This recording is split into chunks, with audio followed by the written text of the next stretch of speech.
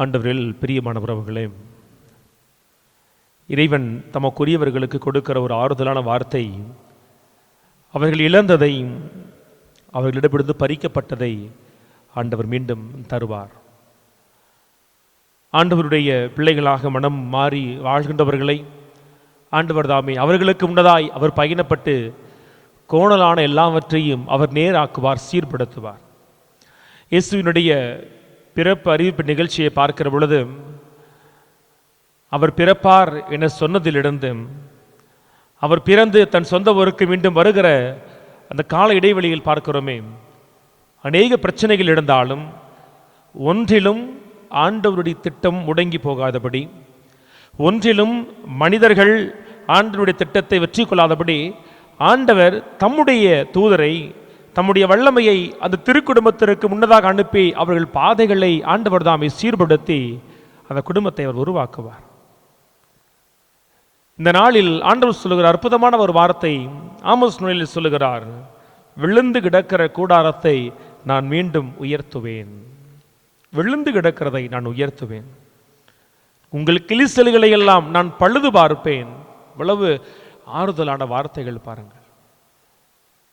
இந்த உலகம் பாவம் நிறைந்ததாய், இந்த உலகம் பாவத்தினால் கரைபட்டு கிடந்த பொழுது ஆண்டவர் தண்ணீரால் உலகத்தை அவர் அழிக்கிறார். ஆனால் முழுமையாக அழிக்கவில்லை. நேர்மையாளரை அவர் தனியை பிரித்து வைத்து அவர்களை அவர் பாதுகாக்கிறார். அந்த நோவா வழியாக ஆண்டவர் உலகத்தை மீண்டுமாய் அவர் உயர்த்துகிறார். ஒன்றுமில்லாமல் மண்மூடி தண்ணீரில் இந்த உலகம் அழிக்கப்பட்டு இருக்குமானால் கடவுள் தாமே முழுமையாய் அழிந்து போகாதபடி தகுதியுள்ளவர்களை அவர் தனக்கென தேர்ந்தெடுத்து அவர் ஒன்றுமில்லாதவற்றிலிருந்து அவர்களை உயர்த்துகிறார். இந்த உலகத்தின் பாவ கிளிசல்களை எல்லாம் சரிபார்க்கிறவராய் ஆண்டவர் இருக்கிறார்.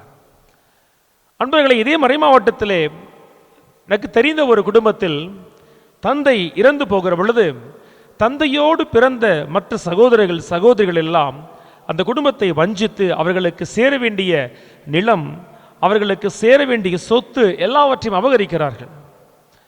அந்த குடும்பத்திலே 4 பிள்ளைகள். முதலில் பிறந்தவர் ஒரு மகன். ஆனால் சிறு வயதில் எதிர்த்து கேட்க முடியாத ஒரு சூழல்.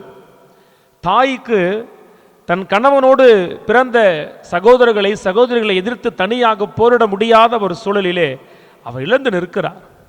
ஆனால் அசைக்க முடியாத ஒரு நம்பிக்கை அவர் ஆண்டவர் வைத்திருந்தார். அவர் மட்டுமல்ல, அவர் தன் நம்பிக்கையை தன் பிள்ளைகளுக்கும் அவர் ஊட்டினார். பிள்ளைகளுக்கு ஆண்டவருடைய வல்லமையை சொல்லி வளர்த்தார். 4 பிள்ளைகளும் இன்று வரை ஆண்டவருக்குரியதில் ஒரு நாளும் குறைவில்லாதவர்கள். காலம் உருண்டோடுகிறது. ஒரு குறிப்பிட்ட காலம் ஒன்றுமில்லாதவர்களாய் கிடந்த அந்த குடும்பத்தை பாருங்களே, ஆண்டவர் உரிய நாளில் உயர்த்துவதை நான் கேட்டிருக்கிறேன், நான் பார்த்து கொண்டே இருக்கிறேன். அதே ஊரில் மற்றவர்கள் செய்கிற அதே தொழிலை தான் அந்த மூத்த மகன் செய்கிறான். ஆனால் ஆண்டவர் அவனுக்கு கொடுக்கிற செல்வமோ அளப்பரியது. ஒரு நிலத்தை விற்க வேண்டும் என சொன்னால் எத்தனையோ பேர் வராங்க போறாங்க. ஆனால் அந்த மகன் செல்லுகிற பொழுது அந்த காரியம் அங்கே நிறைவடைகிறது. மிகப்பெரிய சிக்கல் இருக்கிற நிலமாக இருக்கும், அல்லது சிக்கல் பிடித்த மனிதர்களாக இருப்பார்கள். ஆனால் இந்த மகன் கையிட்டு செய்கிற வேலைகளில் எல்லாம் ஆண்டவருடைய கரம் இணைவதால் அவன் வெற்றி பெறுகிறான். ஒருவேளை தன் தந்தை வழி சொத்தை பெற்றிருந்து இந்த பிள்ளைகளை கரை சேர்ப்பதற்கு இந்த செல்வம் போதும் என அந்த தாய் நினைத்திருந்தால் கூட இன்றைய காலகட்டத்தில் அவர்கள் பெற்றுக்கொண்ட செல்வம் கரைந்து போயிருக்கும். ஆனால் அவர்கள் பெற்ற ஒப்பற்ற செல்வம் ஆண்டவர் மீதான நம்பிக்கை. அந்த நம்பிக்கை பாருங்களே, எந்த செல்வத்தை பிரித்து கொண்டு உடன் பிறந்தவர்கள் சென்றார்களோ இன்று அந்த குடும்பம் எல்லாம் பொருள் பற்றாக்குறையினால், அருள் பற்றாக்குறையினால் அவர்கள் பெற்றெடுத்த பிள்ளைகளுக்குள் சண்டையிட்டு கொண்டிருக்கிற பொழுது ஒன்றுமில்லாமல் நலிந்தவர்களாய் துரத்திவிட்ட இந்த குடும்பத்தை, மற்ற குடும்பங்களுக்கு முன்னால் விழுந்து கிடத்த அந்த குடும்பத்தை இன்று ஆண்டவர் உயர்த்தி வைத்திருக்கிறார். அந்த மகன் கையிடுகிற எல்லாவற்றிலும் அவன் வளர்ச்சி. சொந்த நிலமில்லாத ஊரில் குத்தகைக்கு நிலம் எடுத்து விவசாயத்தை கற்றுக் கொடுப்பதற்கு யாரும் இல்லாத பொழுது கூலிக்கு ஆழமர்த்தி அவன் நடுகிற ஒவ்வொரு விதையும் அவனுக்கு 100 மடங்கு பலன் கொடுக்கிறது. இன்னைக்கு எந்த அளவுக்கு அந்த குடும்பம் சாட்சியாக மாறி இருக்குன்னு சொன்னால், அவர்கள் அடைகிற செல்வத்தையோ அவர்களுக்கு கிடைக்கிற அறுவடையை பார்த்து ஒருவரும் அவர்களுக்கு எதிராக இருக்க முடியவில்லை. ஏன்னு சொன்னா அவர்கள் உறுதியாய் நம்புகிறார்கள், ஆண்டவர் அந்த குடும்பத்தை துணை நின்று உயர்த்துகிறார். எப்ப அந்த அம்மாவை பார்த்தாலும் சொல்லுகிற வார்த்தை, ஆண்டவரோடு இருக்கிற பொழுது எனக்கு என்ன கவலை. திருப்பாடல் 23:1 அவர்கள் நான் உச்சரித்துக் கொண்டே இருக்கும், ஆண்டவர் என்னாயன் எனக்கு ஏதும் குறையில்லை. குறையுள்ள குடும்பம், குறைகளோடு இருந்த குடும்பம், இன்னைக்கு அவங்க சொல்லுகிறாங்க, ஆண்டவர் இருக்கிறார், எனக்கு என்ன குறை. ஆண்டவர் அந்த குடும்பத்தில் இருக்கிறார். உண்மையிலேயே கடவுள் அருளில் மட்டுமல்ல பொருளிலும் அந்த குடும்பத்தை அவர் உயர்த்தி வைத்திருக்கிறார். இப்படி அவர்கள் உயர்வை பெறுவதற்கு என்ன முதலீடு செய்தார்கள்? நற்செய்தி சொல்லுகிறதே, புதிய மதுவை, புதிய திராட்சை ரசுவை புதிய தோற்பைகளில் சேர்த்து வையுங்கள். அவர்கள் ஆண்டவரை பெற்றுக்கொண்ட பொழுது பழைய வாழ்க்கையின்படியோ மீண்டும் பழைய சேர்க்கையிலோ அல்ல, ஒன்றுமில்லாமல் சுழியத்திலிருந்து ஆரம்பித்த அவர்கள் இனி நமக்கான துணையும் கேடயமும் அடைக்கல பாறையும் ஆண்டவர் மட்டும்தான் சொல்லி ஆண்டவரில் அவர்கள் முழுமையாக நம்பிக்கை வைத்தார்கள். அந்த ஆண்டவர் அவர்களை உயர்த்தி கொண்டே இருக்கிறார்.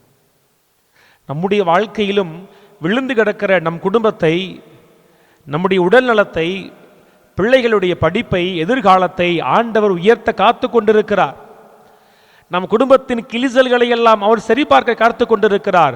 ஆனால் அவர் கொடுக்கிற வாழ்க்கை நெறியை நாம் நமக்குள் ஊற்ற காத்திருக்கிறோமா? புதிய தோற்பைகளாக நம் உள்ளம் இருக்கிறதா? பல நேரங்களில் நாம் பழைய தோற்பைகளில் அவருடைய புதிய திராட்சரசத்தை ஊற்றுகிறோம். அது ஒன்றும் இல்லாமல் வெடித்து போகிறது. எனக்கு கடவுளும் தேவை, இயேசுவும் தேவை, ஆனால் ஊராரும் தேவை. எனக்கு கடவுள் சொல்லுகிற வாழ்க்கையும் தேவை, ஆனால் நான் வாழ்ந்த பழைய வாழ்க்கையும் தேவை. இந்த ரெண்டும் சேருகிற பொழுது அது முரண்பட்டு அங்கே வெடித்து போகிறது. பல நேரங்களில் அப்படித்தான் இங்கு இருக்கிற பல குடும்பங்கள் ஒன்றும் இல்லாமல் இழந்து நிற்கிறார்கள். ஆண்டவரை நொந்து கொள்ளுகிறார்கள். ஆண்டவரை இதனை என்ன செய்ய வேண்டும்? என்ன செய்தோம்?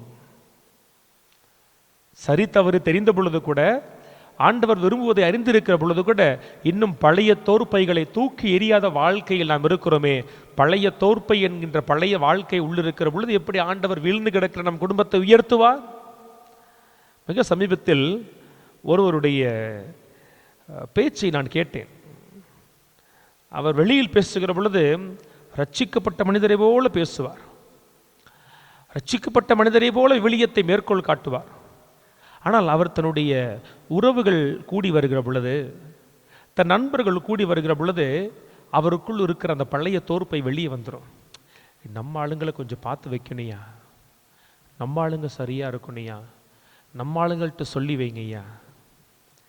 அவர் உதடுகளில் புதிய திராட்சை ரசம் இருந்தாலும் உள்ளத்தில் பழைய தோற்பை இருக்கிறது. அதனால தான் இன்னும் அந்த குடும்பம் விழுந்து தான் கிடக்குது.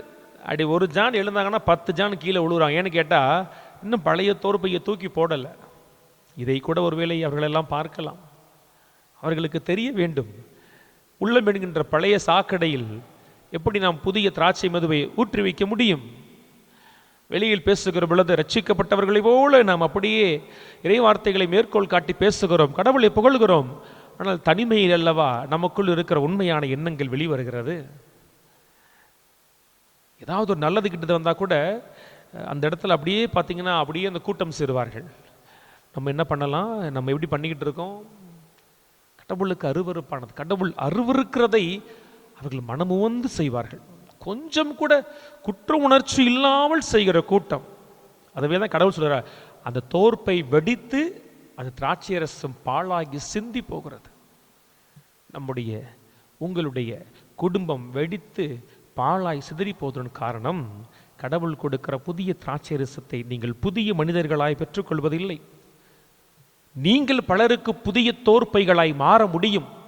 அதுதான் நான் இன்னைக்கு சொன்ன முதல் உதாரணம். அந்த குடும்பம் வளர்வதை பார்த்து ஒருவரும் எதிர்த்து கேள்வி கேட்க முடியல. ஏனெனில் கடவுள் அவர்களை புதிய தோற்பைகளாக உலகத்திற்கு முன் காண்பித்து கொண்டிருக்கிறார். நம்ம கேட்கக்கூடாதுப்பா, ஏன்னா இதெல்லாம் சாதாரண காரியம் இல்லை. அவன் என்ன ஒன்றுமே இல்லாமல் முடிஞ்சிச்சின்னு நினச்சோமே, முடிஞ்சு போச்சுன்னு நினச்சோமே குடும்பம், 4 பிள்ளைங்களும் என்ன பண்ணுறது ரோட்டில் நிற்கணும்னு நினச்சோம். ஆனால் கடவுள் இன்னைக்கு அவங்களுக்கு வாரி வாரி கொடுக்குறாரேப்பா. அவன் செய்கிற தொழிலை தான் நானும் செய்கிறேன், எனக்கு ஒன்றும் வரமாட்டேன். அந்த பையன் வைக்கிறதெல்லாம் அது தங்கமாய் மாறுகிறதே. ஆனால் நம்முடைய வாழ்க்கையில் பழைய தோற்பை உள்ளே இருக்கு. கடவுள் நம்மை குணப்படுத்துகிற கரங்களோடு, காயத்தை ஆற்றுகிற மருந்தோடு காத்து இருக்கிறார்.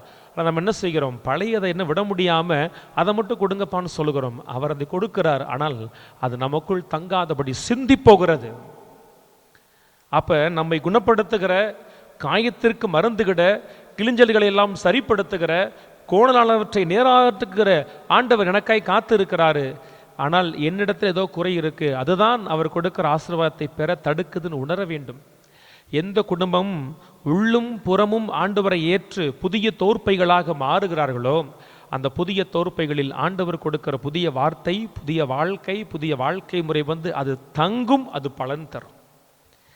ஆனால் ஊருக்கு முன்னாடி நடிச்சுக்கிட்டு, 4 பேருக்கு முன்னாடி நடிச்சுக்கிட்டு புதிய ரசத்தை பெற்றுக்கொள்வது போல இருக்கும். ஆனால் பழைய தோற்பையில் ஊற்றுகிற பொழுது உங்கள் குடும்பத்தில் அதே பழைய நிலை தான் இருக்கும். புதிய நிலை ஒரு நாளும் ஊற்றெடுக்காது.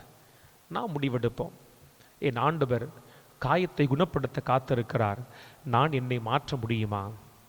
நான் என்று புதிய தோற்பையாய் மாறுகிறேனோ அன்று கடவுளுடைய அந்த திராட்சை ரசமாகிய ஆசீர் எனக்குள் தங்கும் என்பதை உணர்வோம். புதிய தோற்பைகளாக மாறுவோம்.